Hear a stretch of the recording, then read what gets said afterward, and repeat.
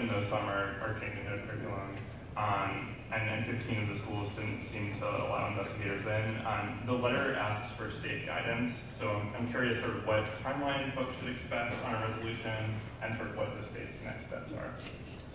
Well, I think as you're all aware, New York State has laws about the requirements for an education in New York. And I will tell you, I came 3 years ago.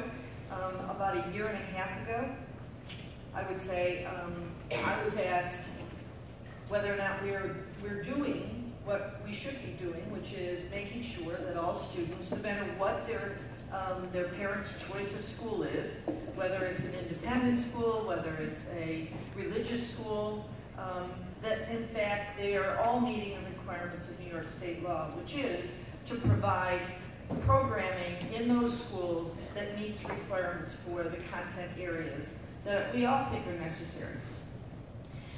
One of the things that you have to know is that New York State Education Department had for a very long time, had guidance on the website. Well, guidance on the website isn't really necessarily making sure that that's happening in every school and across the state. We have over 1,800 non-public schools. Some of them are religious, some of them are independent, some of them are associated with particular ways of life. And it's important for us to know that in fact there is a review of those schools. We started working after realizing that this was not necessarily being done, and the laws called for the school districts themselves, every school district in New York, to have responsibility to review their non-public schools. And when there's 1,800 in the state, very different, many of them are very different, we decided that we would go back and we would update that guidance. There has been some, as you well know, there's been some reviews of particular types of schools from advocacy groups. That's all good. That is putting certainly the agenda on the page for all of us. Certainly State Ed has a major role in this. We're in the process now of updating that guidance. There have been some changes in law. We're reviewing those changes in law, making sure that that is reflective of the work that we will expect will be done across the state with guidance very specific to superintendents everywhere.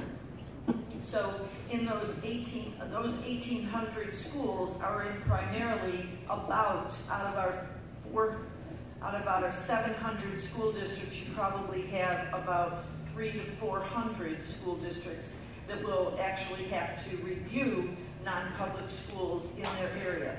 So we are working to make sure that that guidance is very clear for them.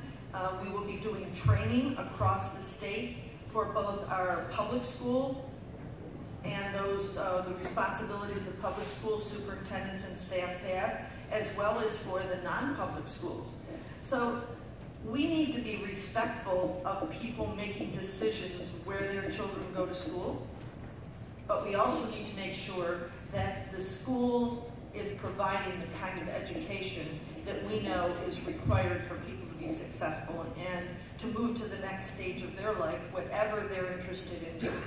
And so that is the role that we're taking at State Ed.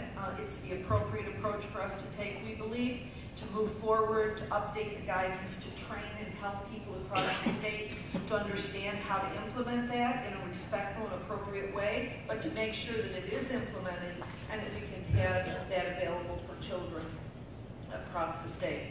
So in terms of when that will be, we anticipate somewhere within the next 6 weeks to 2 months.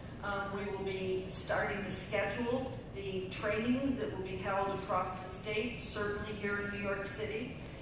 And we did review the letter that we received from Chancellor Carranza very clearly. We know we have work to do, and we're certainly on the page to do it.